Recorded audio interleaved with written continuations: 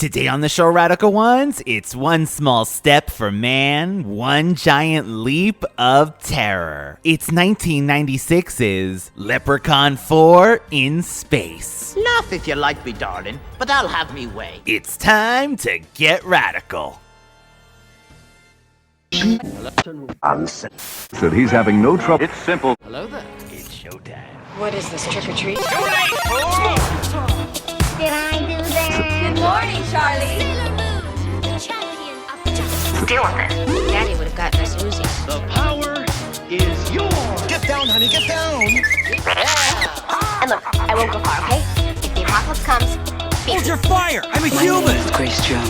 Thunder, thunder, thunder, thundercast. Power of 3 will set us free. Power of 3 will set us free. Power of 3 will set us free. But I ain't one to gossip, so if anyone asks you, you ain't heard it from me. No, you have. No more room in hell.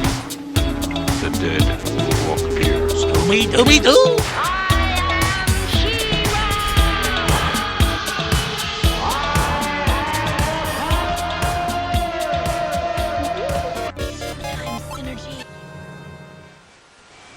Welcome back, Radical Ones, to another episode of the Radical Retro Rewind podcast. As always, I am your host, Radical Ryan Hunter, here with everyone's favorite brother and mine, David, for another episode of the podcast. Hello, David, and where is me gold? Today, we are channeling our inner leprechaun in space. So get out your Lucky Charms and get out your comet, your 3-eye atlas, and your moonstones. We are going to space today. Moonstones, yeah. I'm not sure where we are in space. I'm not sure what time frame we are in space, but we are in space. The final frontier. We're someplace. We're definitely in the Sci-Fi Channel Oh, beyond. vibe. We're definitely the Sci-Fi Channel vibe. This is 1996. That's right? what's giving me that But sci-fi. are you also getting like Xena, Hercules, Oh, totally. It's totally there. that time period of of these course, shows? you can, and the actress, even the main one of the main actresses, the blonde. She's totally. Oh my God, she could have been Callisto. I From know her. Xena, I if know you her know, from. if you know.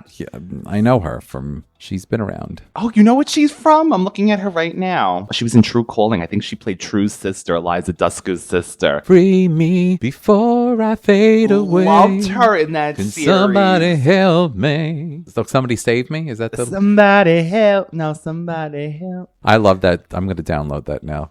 Theme Oh my song. God, I still listen to that theme song. It's a cool song. So this is continuing our annual tradition at this point. Loosely, very loosely paying homage to our Irish heritage. We can't even say, David, that this is But can I just tell Leprechaun, like St. no, Patrick's can Day I just tell you anymore. that? Can we just talk about the director? Well, of course. This amazing man who, again, I said it on the previous episode, how he, from his hospital bed before major surgery, reached out to us and actually sent us a message about the movie, like professionalism, just amazing. By the way, again, he made it through, so really excited. Continued health, continued blessings. Hopefully we get to see some more of your work. I don't know. I can't say enough about literally from your hospital bed. Brian Trenchard-Smith, my goodness, the director of not only Leprechaun 3, Leprechaun 4. Yeah, this is amazing. Not only we have to thank our dear friend Cadu, of course, for working his magic and arranging facilitating this for us, it, facilitating this. The director himself was in the middle of, he was about to have heart surgery. And like David said, he's doing well. Thankfully, we were in contact with his wife, Margaret, who told us that he is doing fine. We're so glad about that. But yeah, Brian sent this message for us, and let's play it to kick off our Leprechaun episode, David. Greetings, Leprechaun fans.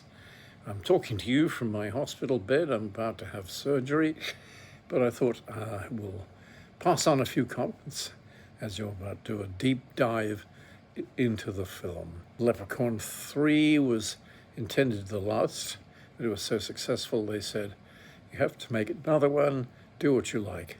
So I thought what I would actually like is to do kind of a pastiche of sci-fi tropes and cliches and references to sci-fi movies that people know. Yeah, we shot it in basically 20 days.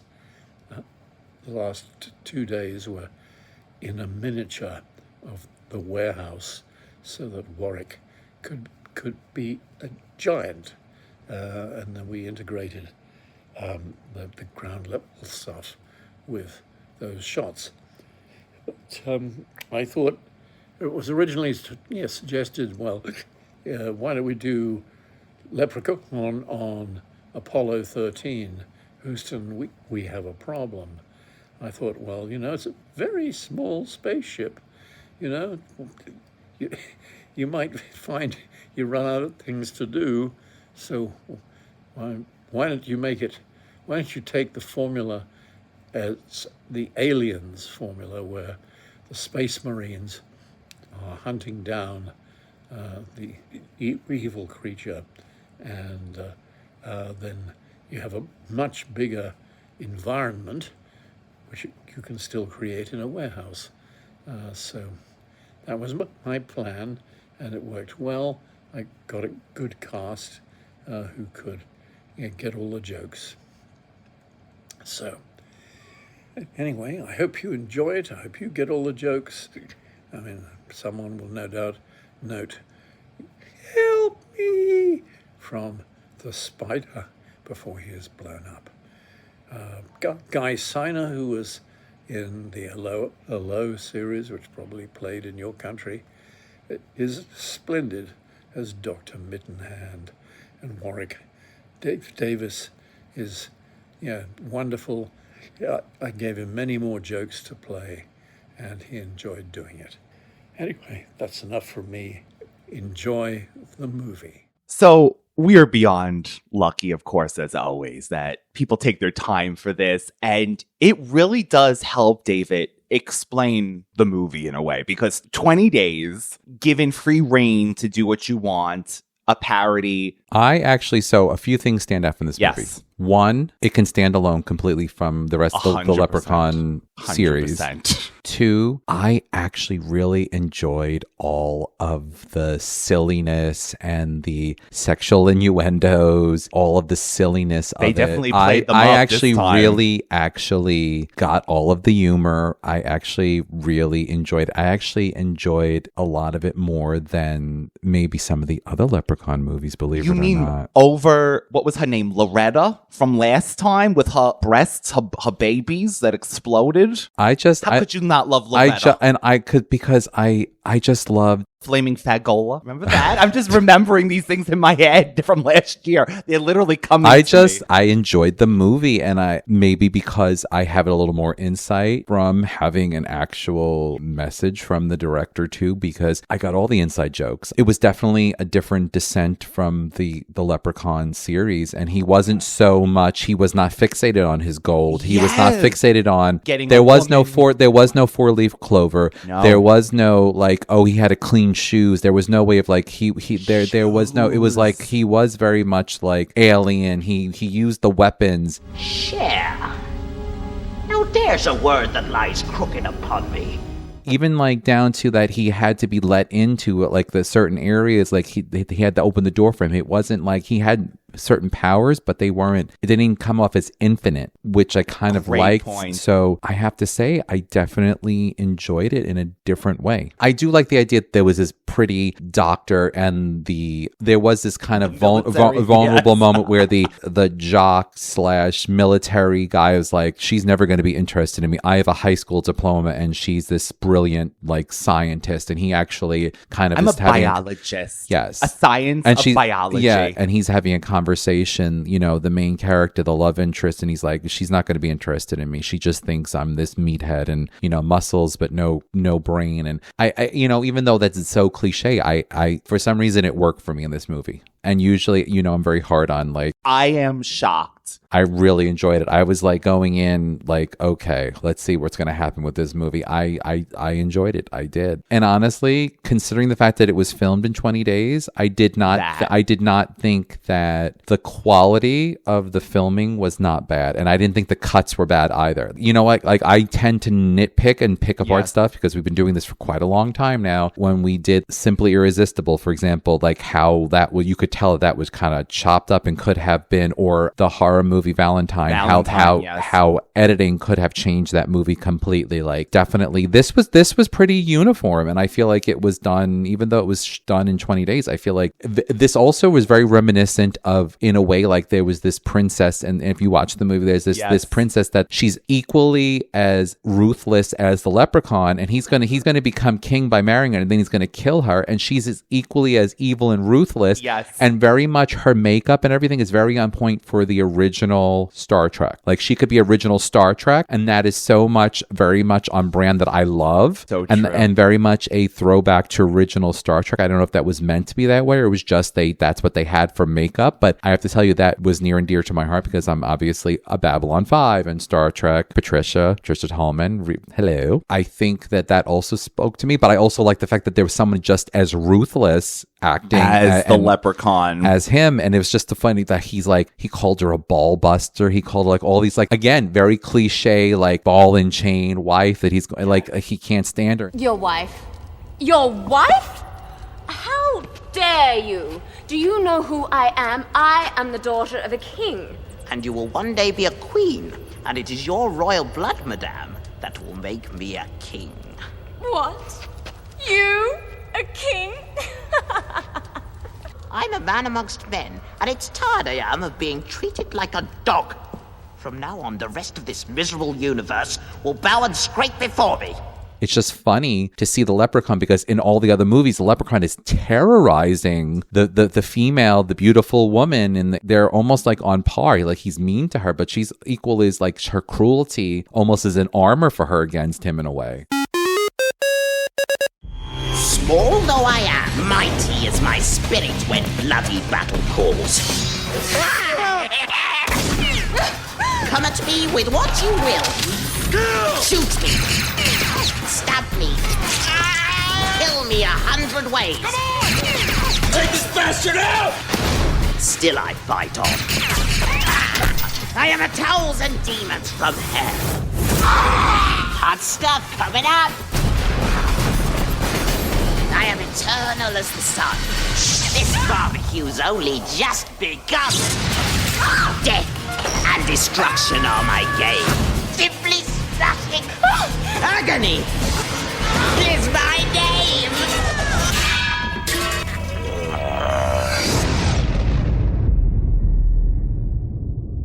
How do you like it? Medium or well done?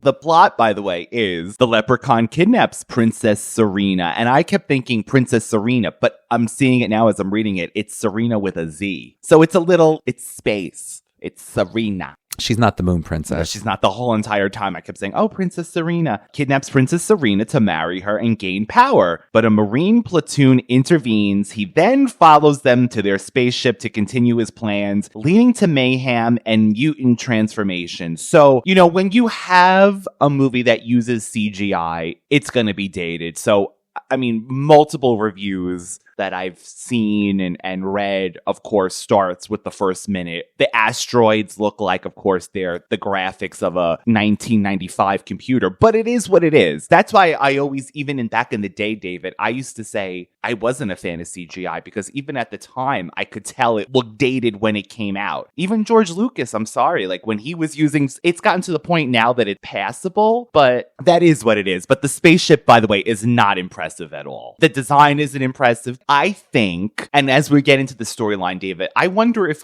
one of the things that you liked about it is, like you were mentioning, it's filmed well. I feel like a lot of these movies, these older movies, still had directors like Brian, you know, making it more cinematic, because you could film this today, David, and I guarantee you it would look like crap as opposed to 1990. There's something about still movies filmed in the 90s that they were cinematic. But I gotta say, as it went on, the sets did get better and the spaceship did get bigger and better. I think we could say for certain at this point that it is a different Leprechaun each time. But this could stand alone, but you can definitely appreciate, obviously, knowing the franchise, right? But like you said, there was no mention of shoes. I was looking for shoes. I was looking for Irish music. I was looking for the coins. But there was little mentions here and there. Like there was a character named Danny, and he said, "Danny boy." And there were little things here and there that were, you know, little tiny things.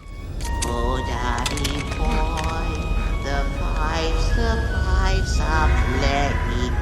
So, you know, after this, we have Leprechaun in the Hood, right? Leprechaun Back in the Hood. Leprechaun Origins, which was I think a reboot. And then Leprechaun Returns, which was a direct sequel to the original movie. So we have 4 after this, right? But this takes place in the grand year of 2096. So this really is the final Leprechaun, because this is so far in the future that this is really where the series ends. I just wanted to say, like, is Earth gone? How did he get from where? And honestly, there's no pot of gold either. There's like a clump of gold that is extracted. It's like not even a pot of gold anymore. It's like a clump of gold where they extract this gold from this random red planet that he's on with this princess. And they refer to him as a monster, like they're seeking out a monster. In the past 6 months, he has disrupted the galactic mining operation to a tune of $500 million. Words come down from above. Kill the bastard. So the narrative is that the Leprechaun is immortal, and he's not tied to the planet Earth, unless that was a planet Earth and it's just become a lifeless planet. But there's also Marines. And you're right. So where are these people coming from? The Leprechaun does show up, I wrote, with Cruella de Vil's cigarette. Classy, very classy, whining and dining our Princess Serena. You'll have everything you ever wanted. Gold is power. Gold is power. Power. Power. Power. And then we're introduced to our, dare I call them, a ragtag group of platoons, including our demon/spider, demon from Friday the 13th, Enchiladas. Oh, hey, you okay? Oh, some damn enchiladas. And Spider from Return of the Living Dead, Miguel Nunez Jr. I loved seeing him, and I'm so glad, spoiler, that his character doesn't die, because I was ready for him to die a few times when the Spider-Man got him. Not Spider-Man. And he has a funny moment Spider. too. He has a funny moment too. He looks fantastic. He looks like he never aged this man, he looks great, and he's like, there's funny moments. Who's driving this, Rachel? Sorry. There are genuinely comedic moments that were really enjoyable in this movie. It is what it is, guys. Like, if you're looking for like Academy Award performance, you're not going to get this. This isn't a dramatic, like, this isn't the Titanic or something, but it kept my interest. It was funny. I got all the humor, and honestly, I didn't care that there was crude. It didn't hit me in a negative way. Oh, don't be afraid, me dear. I'm Love's own messenger, sent to bring you tidings of joy and the promise of newborn ecstasy. Take a seat. There is a scene later on when Brian mentioned earlier that giant Warwick David as the Leprechaun. He mentioned how big his penis is. And then we have, this is the best. He explodes early on. One of these soldiers decides to pee on his body. I didn't catch this at first. It goes into his body. It goes up his stream of urine. Into his body somehow. And David, this is crazy. The whole time, the soldier woman who has her moment for a little while, I kept saying, why is she dressed like she's from Home Improvement Tool Time? The woman is from Home Improvement. Heidi, the Tool Time girl. Well, listen. I swear to you, I didn't recognize her. I didn't recognize her either. But there's a part when she looks like she's running around with a tool belt after this, and I'm like, oh my gosh, she came off Home Improvement. Woman did. She literally did. So listen, there you go. There you go. Thanks for filling in for Al, Heidi. Oh, sure. Anything to help. This soldier tells her to give him a handshake or something like that. I wrote down the actual term. He says he shake hands with the big guy. Oh, baby. Shake hands with the big guy. And she goes down, and then there's a scene. He's like, you're being so rough with me. And I kept thinking that the leprechaun was going to be down there, like, physically doing it. No, but he exploded. He ripped he gave birth to a leprechaun from his penis. Urethra. Yeah. Is that the correct term? Did I actually get something right? His urethra? Urethra Franklin. I don't know. So there's that moment. And then there's this moment with Princess Serena bears her scary breasts. I'm saying scary because they are the call of her people, basically, to you're marked for death. Which is just gratuitous nudity. Annuity. It's not annuity. It's not a cash annuity. Nudity. If in her culture, if you bare your breast, that means it's the mark of death. It's a death sentence. Look upon them and know that you are forever doomed. For I am she who is all-powerful. I am Zarina, Queen of the Damned. The scientist is like, well, enjoy staring at her breast, but that's really the mark of death from her people. Which I found out they wrote in because they had to have some sort of gratuitous So nudity. they went in with it. They were like, okay, if you're going to make us have nudity, we're going to say that this is the reason why. And I think that's funny, honestly. Well, for a lot of gay people, maybe that would scare them. Maybe that would be the mark of death. It would be the mark. I was thinking the same thing. Oh God, I have to see some breasts. I was marked for death. Let's talk about this other scientist. There's two scientists. There's one that looks like Zordon from Power Rangers. He's in a computer screen from 1980 for a little while. Mm-hmm. Zords with unbelievable powers. But then there's this other scientist who says things like, don't touch me unless you mean it, cowboy. Hey, don't touch me unless you mean it, cowboy. But he's an equal opportunist, this man. He goes for men, women, aliens. He was licking her feet, the alien woman at one point. Hey. I wasn't really... Yes, Harold, I know what you were doing.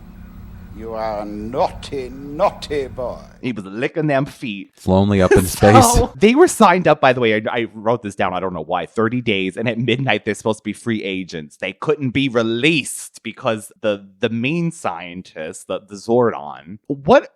I don't honestly, David, I can't tell you what his purpose served, who he was. He hired them, I guess, to find the leprechaun. I don't even know. Honestly, I'm sorry, Radical One. It was a very vague of what, but they were hired to hunt down. They would from the if you followed the storyline, they were hired to hunt down this monster. Oh, the monster. But they were also hired to get, I guess, minerals and raw material. That's what it. Thank you. See? Thank God for David. Okay. That future bar was furnished from IKEA. I'm telling you, David, I took a picture of it. Those plastic glasses, I'm telling this is 1990 IKEA. I know. I love that. I'm sure this lamp here was IKEA. I love it. All of it. Cue the songs. They're having this moment. What did she say? I'm a biologist. And she acted like he didn't understand what that was. A doctor of biology. So you're a doctor, right? A biologist. A doctor of biology. Well, that must mean that you're pretty smart then, right? Well, smart's a relative term. Relative to what? Relative to the level of intelligence you're referring to. I mean, what are the criteria for determining a person's intelligence? That means what standards do you use? Prerequisites. I know what criteria means, Doc. And I know what a prerequisite is. You see, just because I'm wearing this uniform does not mean that they have surgically removed my brain. Well, I didn't mean to. And then she goes into this whole thing about, he's like, well, then you're intelligent. She's like, well, that's like she went into this whole thing, well, that's relative of what you believe to be intelligent. Like she went in this whole like rant, and he's like, I'm not an idiot. I went to college. Let me tell you, and he's like, I'm not an idiot. He says, I feel better than I look. And he meant to say it the opposite way. And he walks away, and she says, I bet you do. Yeah, come back when you're feeling a little better, huh? You know what? I feel a lot better than I look.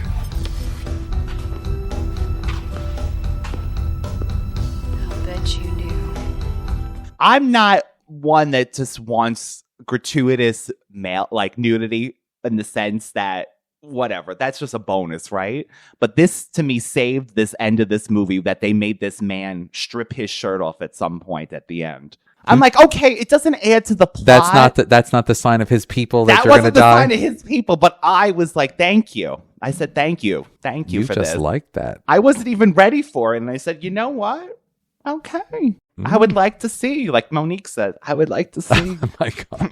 I would like to see it. So we do get I'm sure this had to, as soon as they said space, there was going to be a Star Wars reference. And we have Wicket himself, the Ewok.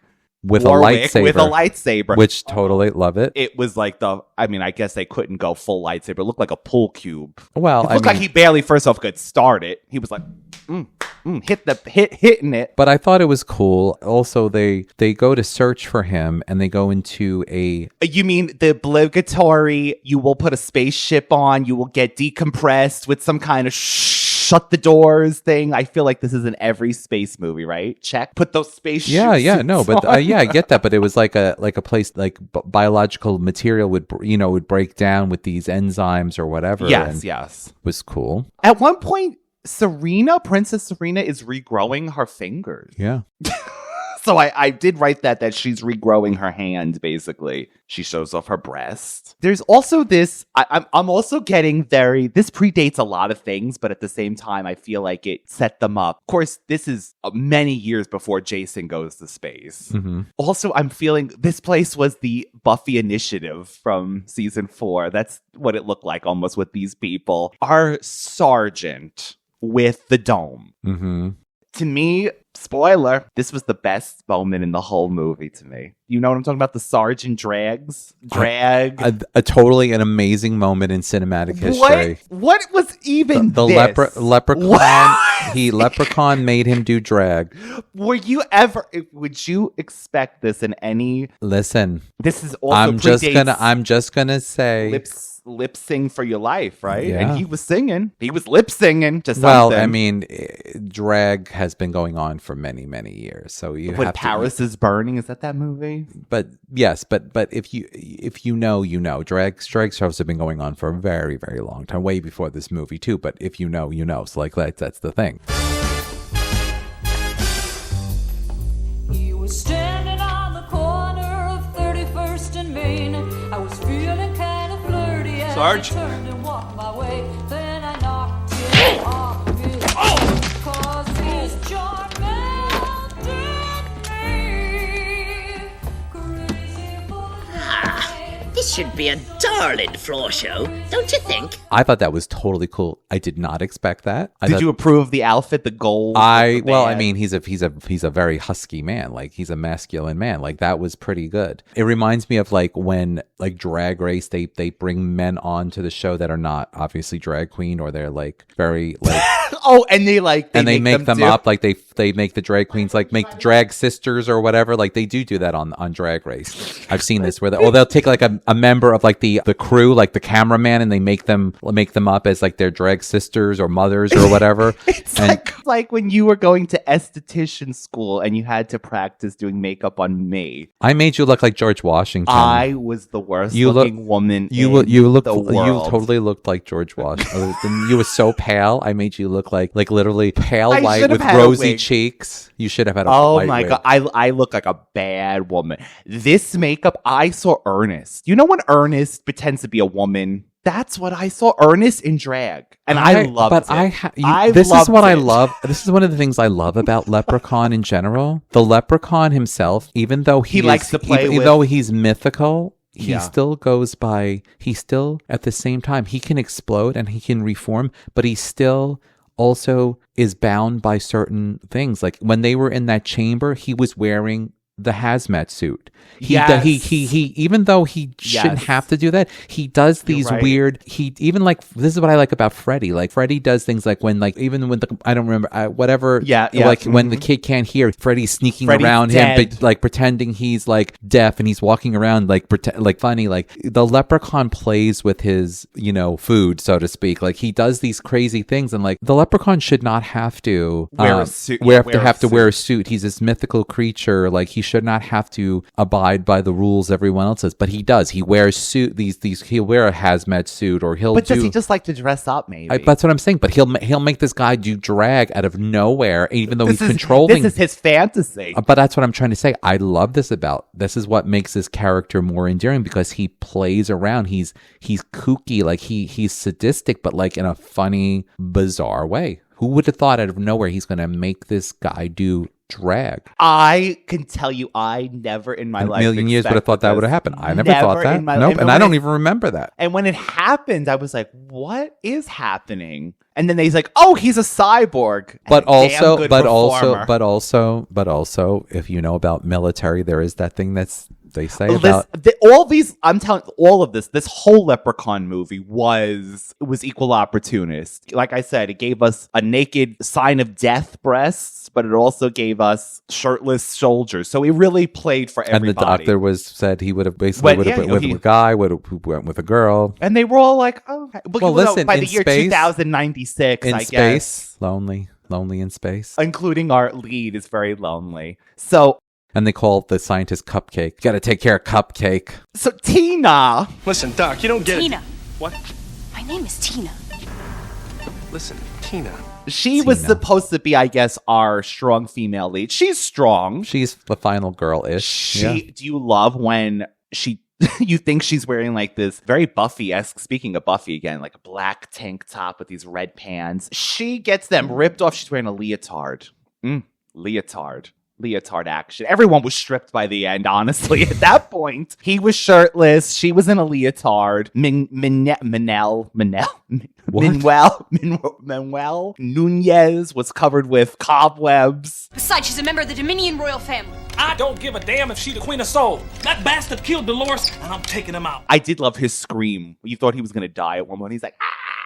By the spider. Great makeup, actually. I gotta say, they must have blew the budget on this makeup. The only thing I'm gonna say is I feel like the Leprechaun was overshadowed. I don't know if they wanted to give less to Warwick, because you know how they wanted to do this with Freddy. Less time on set, less of a paycheck for the big name actor. But I feel like it was a long movie, an hour and 40 minutes. Yeah, it actually was quite long, but it went very did quickly. Go quick, I will say. Even with the commercials that I had to watch. Yeah, Tubi. Thank you, Tubi. Leaving in 3 days. Sorry. You're also going to another unofficial sponsor of the podcast. Tubi, reach out to us. Tubi or not to be. We will say it. It's Tubi. We love Tubi. So I think out of that running time, they really could have done with maybe a little more Leprechaun or shorten it. Just tight. But like David said, it didn't feel like it was, maybe because there was so much going on. Sergeant in drag. There was explosions. There was sexy scenes. Times. There was even parts where the soldiers were dancing silly and they were making fun. Like there was actually, like, I guess my point is, there was actually real moments where you would see them. They were even making fun. Like I was like, and people, they still don't know how to dance. Like it was just, there was some realness of it too. Like you could see people making fun of each other. I don't know. It was good. Metalhead is the sergeant. These names, by the way, he mentioned Dr. Mittenhand. Who also wanted to join the human race again by extracting the blood of the princess because she has regenerative properties. Which is great. That was a cool plot. With her DNA, I shall recreate Mittenhead. I shall rise like a phoenix from the ashes and stand triumphant before the world. I shall be beautiful. Cool. She also has, like David said, very, very Star Trek outfit. Glitter, 90s glitter spray on that body from head to toe. We noticed it when her feet would be in... Very Jessica Simpson's makeup edible. I'm still standing after trying that on our first year. We didn't go viral for that. So the ending I love, though, when they finally get rid of him. And again, he explodes for the third or fourth time. And then we get this finger in face. Like final... Another very happens a lot, like Alien. The airlock opens and he gets forced out into the vacuum of space.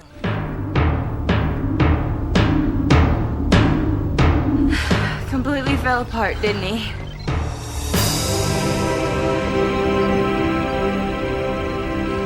Same to you, pal. Way to go. Way to work. All right.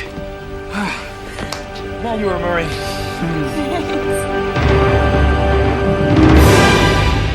The spaceship is on auto destruct. Oh my very, God, very yes. cliche, but I think that was part of what baseball. what they were going for with the script. And they figured out that it was the self-destruct thing was wizard or something somehow. Because Dr. Mitten They're like, what did he say? He thought he was genius. He thought he was amazing. He even taunted the leprechaun. Yes. Like, I mean, and he's like a torso on a he thing. looked like a torso on Conky from Thank you, Pee-wee. from Pee-wee's Playhouse. Yeah. Again, giving me Zordon coming out of that tube on Power Rangers. So there is a happy ending. Like we said, I feel like this is the first Leprechaun when we have 3 survivors. There was a lot of death, but usually it's the male lead, the female lead. This time we got the comedic backup surviving as well. So that's one positive thing. And then, of course, he does go back to Earth. Although if this is where it ended, are you glad that he went out in space? I guess so. Like, I'm just wondering where he is and what galaxy. Where is this planet? It was that Mars? Where was he? Mars. Where was that red planet he was on? It probably was Mars, right? By 2096. I'm glad it's also not something in the 90s when they were like 2025, you know? And thinking that we were going to have space. Yeah, we thought we were, Elon said he thought he was going to Mars. Now we're shooting for the moon. Like I said, I think it could have been a little shorter. If I'm critiquing things, I have to, even though we had that amazing message from Brian, if I were to critique this movie, as we do sometimes, I would say shorter, a little more Leprechaun sprinkled throughout it. But again, equal opportunity. I'm glad there was jokes for everyone of every sex, creed. There was a man, there was women, there was breasts.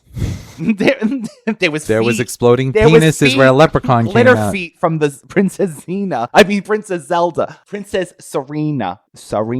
Was it really Serena? I don't remember. Yeah, it was Serena. I'm seeing it was a Z. Z, but they said Serena. I'm going by what those actors said, and they said Serena. Sailor Moon. Yeah, Serena. So next year, David, I've been wanting to get to In the Hood. Oh my God. I remember a scene at a table. That's all I remember. Something happens at a table. That's all I remember. And why did I not know it came out in 2000s? Why did I think that movie Leprechaun in the Hood came out in 1998? 2000? I'm telling to the listeners right now and the general population, I do not send hate mail if it is racially insensitive, because I'm assuming it's going to be a little ghetto fabulous. It was so good that they went back to the Hood. So I'm just saying right now, I'm putting it out there. It is a product of its time. It's back to THA. So I'm just putting it out there. It is what it is. And that's it. I'm just going to put it right now in the universe. The world is a crazy place. He's giving place. you a year. What, a year warning? Yeah, you cannot say anything in this world without people jumping down your throat. And I'm just going to put it out there. I'm not putting a negative tinge on. I'm just letting you know I'm giving you a year in advance notice. I don't know where we'll be in a year. We're going to be very successful. In a year, we're going to be so successful that we'll just pay people to change.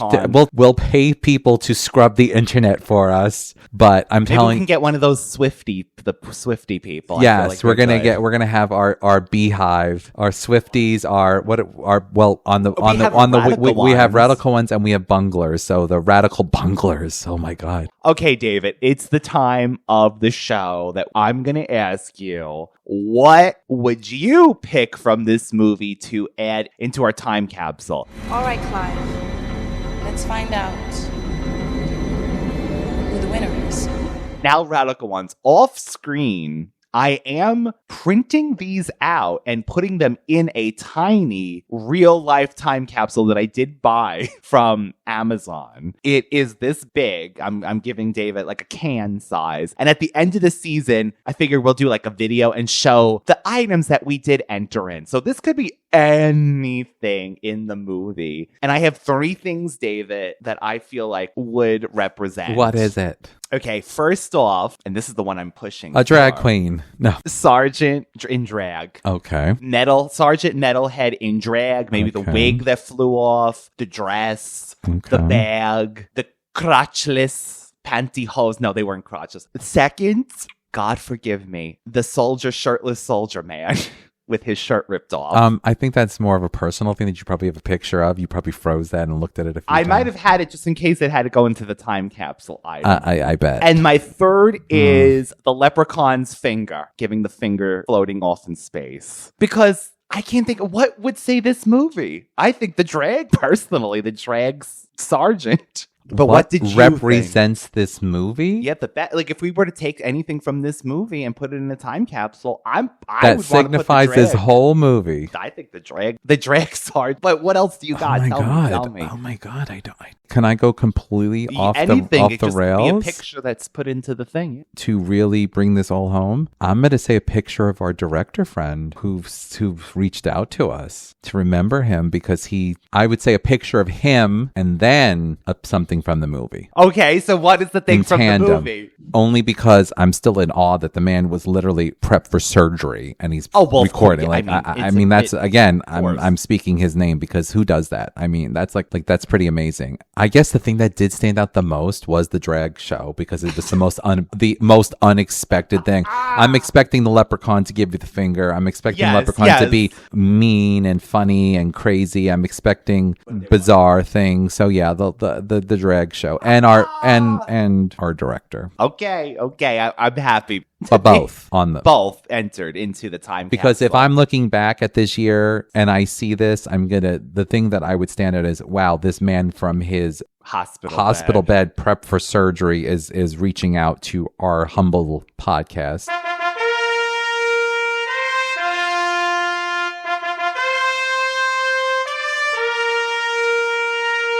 So that was another entry to the time capsule. And all in all, Radical Ones, this was different. This was definitely breaks the formula of the classic. We're going after the leprechaun because someone stole a coin. Girl, boy, run away, fight, people get killed. This broke the formula, but still leprechaun-esque. I enjoyed it. Yeah. I enjoyed it. It was definitely different than the other ones. And even a little jig. I wanted an Irish jig just to remember why we're doing this, why we do this each year. Not even wooden shoes. Not even little wooden shoes. Nothing. That was another episode of Radical Retro Rewind Podcast. As always, you can find David at Universal Appeal 2020, all one word. The podcast at Radical Retro Rewind Podcast, one word. Instagram, TikTok, YouTube, beyond. Also, next week is a brand new double Thundercats. It's our last double before we start going to singles. Yeah, that makes sense. Let us know if you have any suggestions. Of course, please leave us a review wherever you are listening to this, Apple, Spotify. If you're on YouTube, please leave a like, comment, subscribe. Please definitely leave us a thumbs up and leave us a message. Let us know what you would like us to review because that is also so important to us because, we really want to review movies and shows and expand our catalog of what we do for the people that do listen to the podcast. And that's important. I mean, obviously we do this. We do this because of the love of definitely franchises and movies and things that we like. We're definitely open and we want to know what the people that listen to the podcast. I would love someone to let us know about a something that touched them or something that was important to them or something that freaked them out. Anything like seriously, something that was really cool to them, something obscure, something cool. As long as we can find it someplace, I'm down with that. I think it's totally cool. Like, let us know. Leave us a comment. Send us an email. Everything's in the description box below, and we will see you next week. So stay radical. Bye-bye. I know I will. Bye. Radical Ryan, he's ready to roll. David's